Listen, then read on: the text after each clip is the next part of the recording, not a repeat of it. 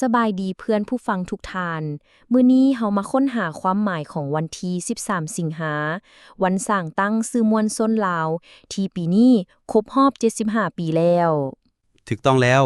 75ปีที่สื่อมวลชนลาวเป็นกระบอกเสียงอังแหลมคมของพรรคและรัฐบาลในการผันขยายแนวทางของพรรคระเบียบกฎหมายของรัฐสร้างความรับรู้อันใหม่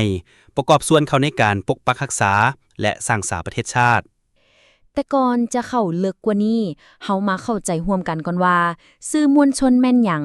ท่านช่วยอธิบายให้ผู้ฟังเข้าใจร่วมนํกันคือแนวใดง่ายๆเลย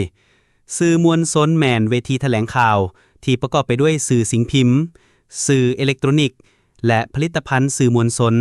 มีพลบทบาทเป็นกระบอกเสียงขององค์การจัดตั้งของพรรครัฐและสังคม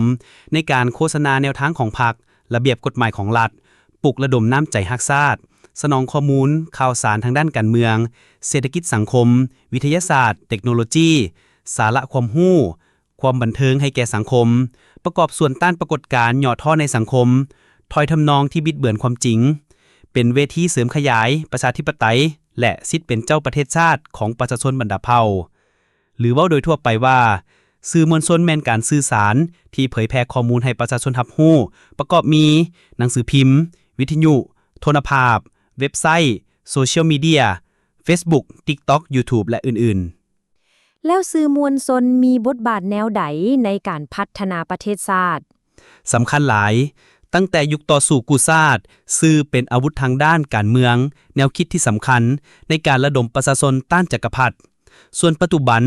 สื่อช่วยสร้างความรู้ด้านเทคโนโลยี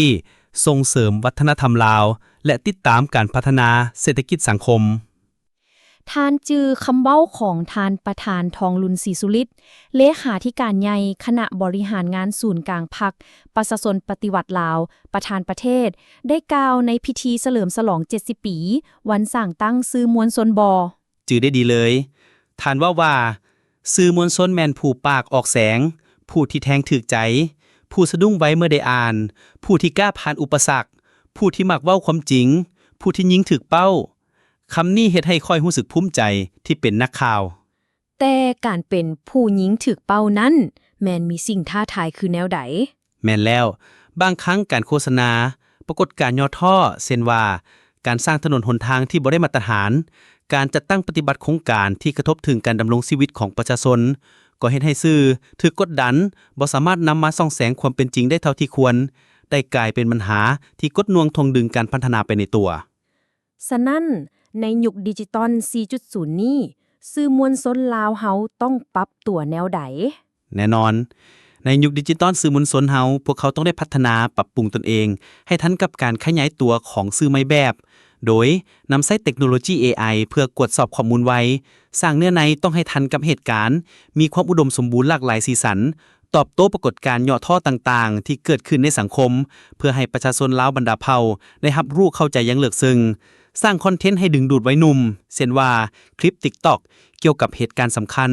รักษาความมั่นคงต้องกำได้แนวทางของพรรคให้มันนักแน่นขึ้นกว่าเก่าและต้องกล้าสะท้อนความจริงให้หลายขึ้นมีการประสานสมทบแน่นระหว่างสื่อศูนย์กลางท้องถิ่นทั้งภายในและสากลเพื่อการพัฒนาประเทศชาติให้ก้าวหน้าขึ้นไปเรื่อย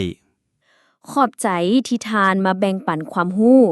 สรุปแล้วสื่อมวลชนของลาวเฮายังคงเป็นกระบอกเสียงอันแหลมคมของพรรคแต่ก็ต้องก้าวไปพร้อมกับการเปลี่ยนแปลงของโลกแม่นแล้ว